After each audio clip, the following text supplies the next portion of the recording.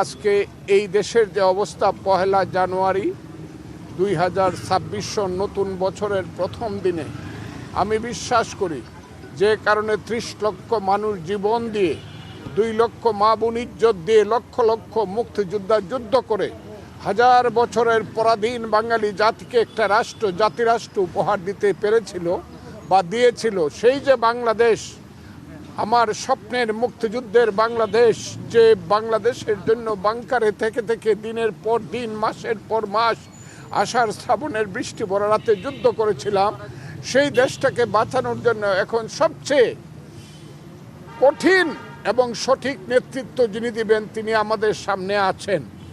দেশনেত্রী খালেদা জিয়া, আল্লাহ তাকে নিয়ে গেছেন, কিন্তু জনাব তারেক রহমান আমাদের সামনে আছেন।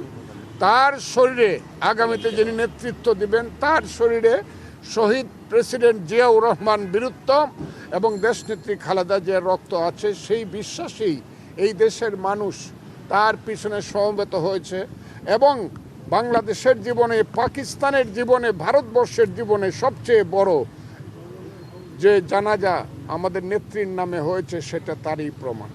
এইখানে একটা জিনিস শুরু হয়েছে খুব ক্লিয়ার, যে এইখানে ওই জামাতরা বলছে বা এনটি পার্টিরা বলছে যে একটা দলের সব দোষী নির্দোষ নয়, ওয়ার্ড লেভেল থেকে সবাইকে ধরতে হবে।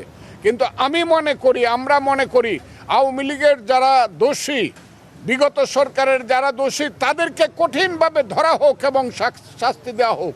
কিন্তু ওয়ার্ড লেভেল পর্যন্ত যারা নির্দোষ লোক, তাদেরকে ধরে ধরে নির্বাচনটা যাতে ভোট কাস্টিং না হয়, পৃথিবীর কাছে আমাদেরকে ছোট করার একটা চক্রান্ত চলছে।